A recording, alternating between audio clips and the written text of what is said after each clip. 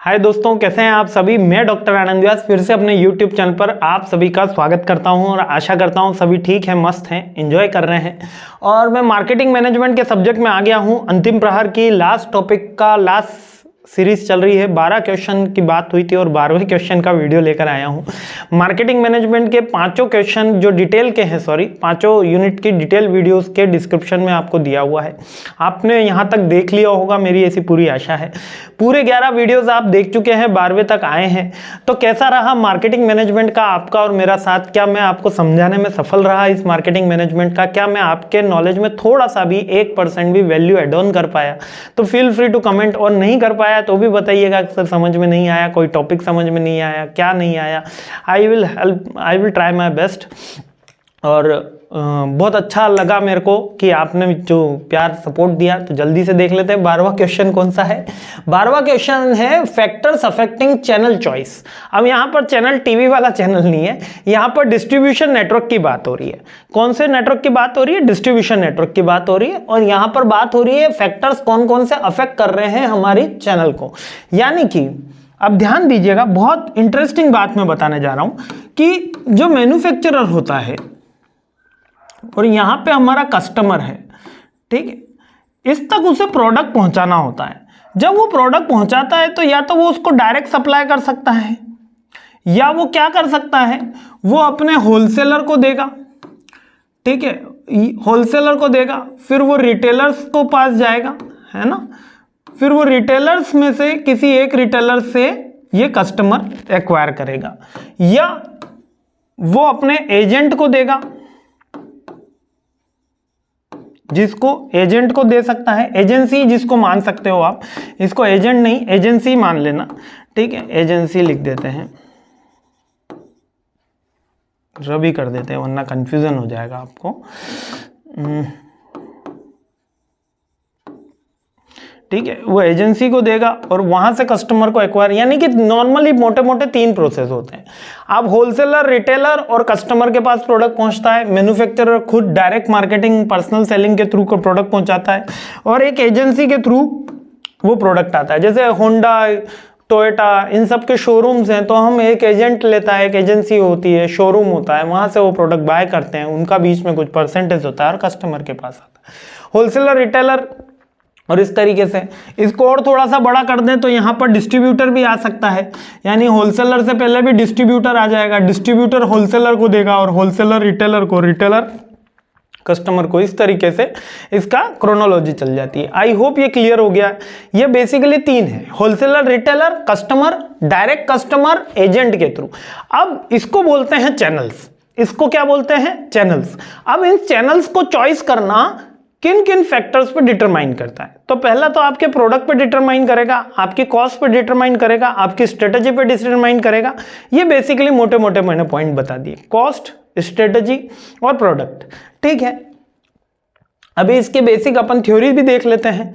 जैसे कि चैनल के अल्टरनेटिव्स कौन कौन से हैं? कंपनी सेल्स फोर्स, यानी कि डायरेक्ट, जो मैंने आपको बताया था। मैन्युफैक्चरर एजेंसी, जैसे कि अपने कौन से, होंडा, टोयोटा, इन सब के शोरूम्स होते हैं वो वाले, और इंडस्ट्रियल डिस्ट्रीब्यूटर, होलसेलर, रिटेलर, यही 3 बेसिकली होते हैं, ठीक है। अब कौन कौन से चीजें जो हैं वो इफेक्ट करती हैं हमको चैनल के अल्टरनेटिव लेने पे? पहला कि मैन्युफैक्चरर गुडविल पे करना है, ठीक है। डिजायर टू कंट्रोल चैनल, अगर मेरे को हाई डिजायर है कि मेरे प्रोडक्ट को केवल मैं ही सेल करूं, कोई और सेल नहीं करे, तो उसके एक लिमिटेड स्टॉक्स होंगे, लिमिटेड उसकी सेल अफोर्डेबिलिटी होगी, लाइक कि हम ऑनलाइन ही बेचेंगे। बहुत सी कंपनीज ऐसी हैं, मैंने देखा, वो उनकी वेबसाइट से ही सेल करती हैं, वो उनका कोई आउटलेट ही नहीं है, ठीक है। तो वो कंट्रोल करना चाहती है। गवर्नमेंट के रिलेटेड कोई इश्यूज हैं कि आप लाइसेंस, उसको लाइसेंस की अगर प्रॉब्लम आती है, लाइसेंस उसके अंदर कोई रूल्स लगा हुआ है, जैसे कि लीकर के अंदर है कि आप लाइसेंस लेके ही उसको बेच सकते हो, तो उसमें आप चैनल डिस्ट्रीब्यूशन कैसे इफेक्ट कर सकते हो? तो यहां पर कौन कौन से फैक्टर्स हैं जो आपके चैनल अल्टरनेटिव्स को इफेक्ट करते हैं? सबसे पहला, मैन्युफैक्चर से रिलेटेड गुडविल आपकी हो सकती है, आपके पर्सनल इश्यूज हो सकते हैं। पर्सनल इश्यूज यानी कि आपकी खुद की स्ट्रेटजी, बेसिकली ये स्ट्रेटजी से रिलेटेड है, ठीक है। सेकंड कह रहा है गवर्नमेंट थर्ड कह रहा है प्रोडक्ट के अंदर कितने नंबर ऑफ यूनिट सेल करने, जैसे एफएमसीजी है तो एफएमसीजी क्या सबसे ज्यादा प्रीफर करते हैं, होलसेलर और retailer. FMCG fast moving consumer goods, जो नॉर्मल भाषा में बोलते हैं किराने का सामान। किराने के सामान क्यों, क्योंकि उनके पास नंबर ऑफ प्रोडक्ट काफी ज्यादा है, वो डायरेक्टली रीच करना चाहते हैं कस्टमर से, और कस्टमर जो है वो रिटेलर से ही ज्यादा खरीदता है, ठीक है। और पेरिशेबिलिटी भी, पेरिशेबिलिटी यानी नष्ट होने वाला सामान है, जल्दी नष्ट होने वाला सामान को पेरिशेबिलिटी यानी कि ड्यूरेबिलिटी या लंबे ज्यादा समय, और उसका अपोजिट ही होता है, ठीक है। रिलेटेड टू द मार्केट, अब consideration related to the market, अब नंबर ऑफ बायर क्या है, नंबर ऑफ बायर कम है ज्यादा है तो अपने चैनल अल्टरनेटिव चेंज हो जाएगा, अगर नंबर ऑफ बायर्स का ज्यादा होंगे तो चैनल अल्टरनेटिव बढ़ जाएगा। जैसे कि अगर कहीं पे बायर कम है तो मैं कहां पे, मैं डायरेक्टली सप्लाई कर दूंगा, और अगर कहीं पे बायर ज्यादा होंगे तो मेरे को होलसेल रिटेलर की जरूरत पड़ेगी। तो ये बात हो गई, ठीक है। Buying quantity, cost and availability, वही 3 पॉइंट है, आपकी प्रोडक्ट, आपकी स्ट्रेटजी, है ना। आपका प्रोडक्ट आपका क्या चाह रहे हैं, आपकी स्ट्रेटजी आपका क्या चाह रहे हैं, और आप कैसे अप्रोच करना चाह रहे हैं, गवर्नमेंट की पॉलिसीज कह सकते हो आप। अब इतने सारे पॉइंट याद ना भी हो ना तो कोई परेशान होने की बात नहीं, मैं आपको सीधा सीधा बेसिक इसकी थ्योरी याद करवा देता हूँ। देखो, अपन को चैनल एक जगह से दूसरी जगह माल पहुंचाना है ना, मैन्युफैक्चरर को कस्टमर तक माल पहुंचाना है, और कौन सा अल्टरनेट लिया जाए। देखो, एक तो कॉस्ट वाइज वो चेक करेगा, प्रोडक्ट वाइज वो चेक करेगा, और एक स्ट्रेटजी वाइज वो चेक करेगा। केवल 3 पॉइंट याद रख लो, कॉस्ट जिसमें सबसे सस्ता हो और सबसे तेज पहुंच जाए, वो स्ट्रेटजी में आ गया, मेरे को तेज पहुंचाना है, ज्यादा मार्केट कैप्चर करना है। जैसे मैंने आपको बताया बहुत सी कंपनी ऑनलाइन सेल ही करती है, तो उनको ज्यादा मार्केट वो कैप्चर नहीं कर पाती जब तक वो ऑफलाइन मार्केट में नहीं आएंगे। इंडियन पीपल आज भी love to buy the offline product also, तभी तो दिवाली पे बाहर भीड़ देखने को मिलती है। फ्लिपकार्ट पे तो भीड़ है ही, फ्लिपकार्ट तो सेल कर ही रहा है, लेकिन फिर भी हमारे लोकल जो वेंडर्स हैं वो सेल होती है वहां पर।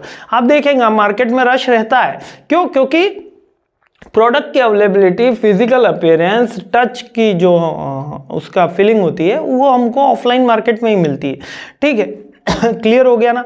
कॉस्ट हो गई, स्ट्रेटजी आप मार्केट आप कितना कैप्चर करना चाहते हैं, कितना नहीं करना चाहते हैं, आपकी थिंक पॉसिबिलिटी क्या है, ब्रांड की इमेज क्या करना चाहते हैं, ब्रांड की वैल्यू क्या करना चाहते हैं, दैट्स ऑल, ठीक है। और प्रोडक्ट कैसा है आपका, अब प्रोडक्ट मान लीजिए कि कोई पेरिशेबल प्रोडक्ट लाइक दूध, दही, छाछ है ना, पेरिशेबल जल्दी खत्म होने वाला प्रोडक्ट है, तो उसके लिए आप ऑनलाइन में जाओगे तो दिक्कत आएगी, क्योंकि वो लॉन्ग टाइम तक प्रिजर्व नहीं हो पाएगा, तो इसलिए उसको आपको ऑफलाइन मार्केट में ही सेल करना होगा। आई होप ये क्लियर हो गए हैं सारे चैनल अल्टरनेटिव्स, ये सारे पॉइंट एक बार अभी थोड़ी देर में आपको टेलीग्राम पे इसकी PDF भी मिल जाएगी, है ना, फ्री ऑफ कॉस्ट है, डाउनलोड कर लेना, मस्त रहना, और फिर बताना कैसा रहा मार्केटिंग मैनेजमेंट का आपका और मेरा साथ, क्या समझ में आया, नहीं आया। Feel free to comment. Thanks for watching my this video, I really appreciate your time. Jai Hind, मस्त रहिए, खुश रहिए, और आपके पहले एग्जाम के लिए बहुत बहुत बहुत बहुत बेस्ट ऑफ लक।